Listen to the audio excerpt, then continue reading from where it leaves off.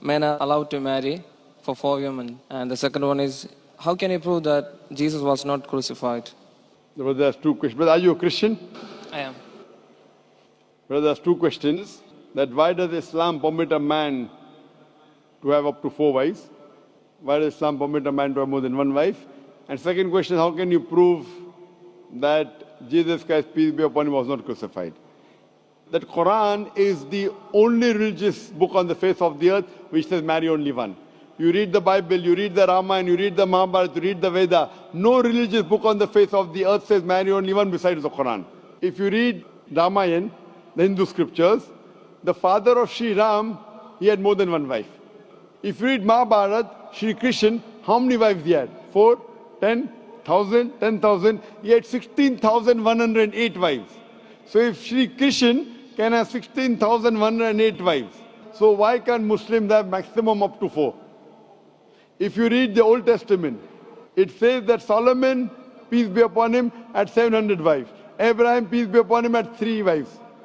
So Old Testament tells you can marry as many wives as you want. Same as the New Testament says that you should follow Old Testament. So in Hinduism, in Christianity, in Judaism, you can marry as many as you want. It is later on that the church put a restriction that Christians should marry only one.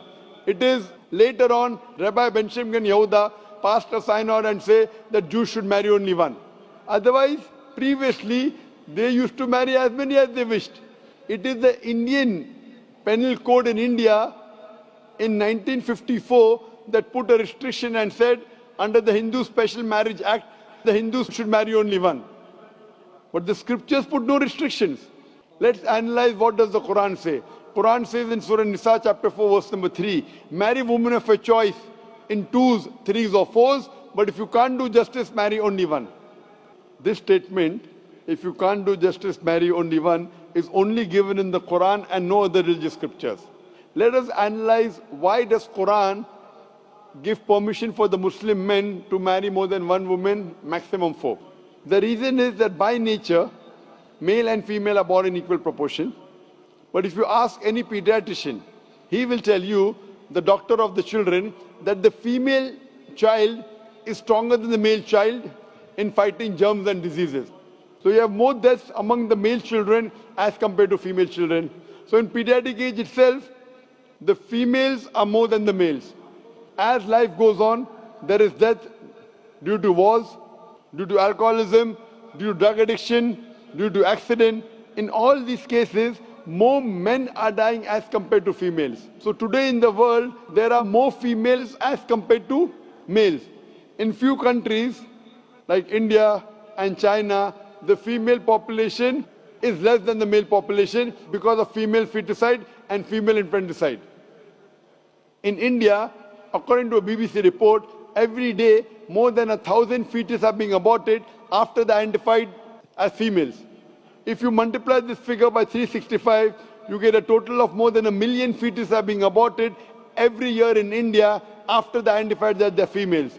According to the Tamil Nadu Government Hospital report, out of 10 females born alive, 4 are put to death. If you stop this evil practice of female feticide and female infanticide in India, even in India, the female population will become more than the male population. Even in China, if you stop this evil practice, the female population will become more than the male population. Today, if you analyze, in USA alone, there are 4.7 million females more than males. In UK alone, there are 1.2 million females more than males. In Germany alone, there are 1.6 million females more than males. In Russia alone, there are 10.6 million females more than males. And God alone knows that how many females are more than males throughout the world. If I agree with you that one man should only marry one woman, and suppose your sister happens to live in America, or suppose my sister happens to live in USA, and the market is saturated, every man has found a wife for himself, yet there will be 4.7 million females who will not find life partner. And if your sister happens to be one of them, or if my sister happens to be one of the 4.7 million females who have not found a life partner for themselves, the only option for them is that she either marries a man who already has a wife or becomes public property. Public property? Such a harsh word. It is the most sophisticated word I can use. I cannot use a better word. You know, in America, today the statistics tell us, on average, a man has 8 different sexual partners before he settles down with one. Having mistresses in USA is very common.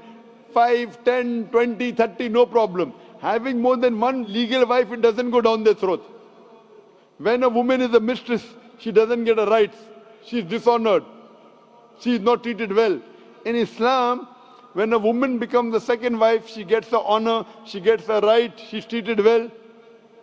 Any modest woman, if you ask her, that would you prefer being a second wife of a man who's already married or become public property, they would opt for the first. So Islam has given permission for some men to have more than one wife to protect the modesty of the woman. Coming to your second question. Is it allowed for ladies to marry 4 men?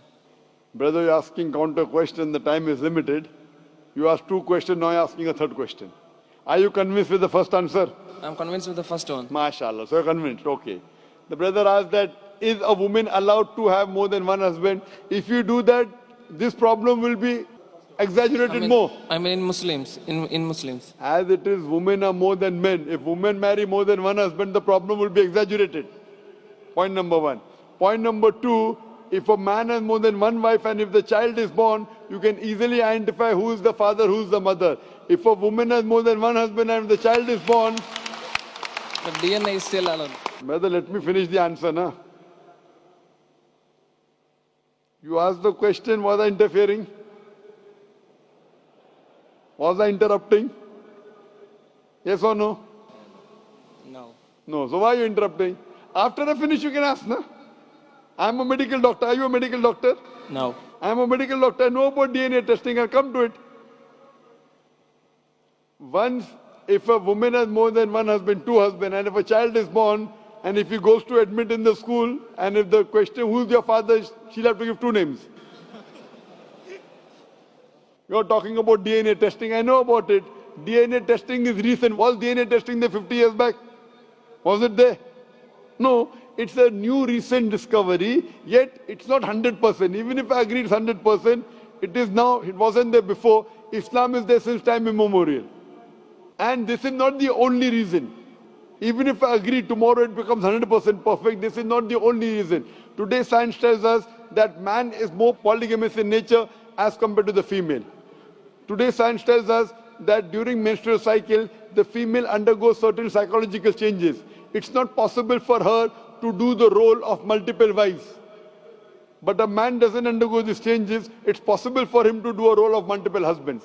Today science tells us that if a man has multiple sexual partners and all are faithful, there is no problem. But if a female has multiple sexual partners and all are faithful, there are chances of sexually transmitted diseases to emerge. And that disease will go back to the male partner. So medically, it is not acceptable that a female has multiple partners, but medically and scientifically, it's acceptable that a male can have multiple partners.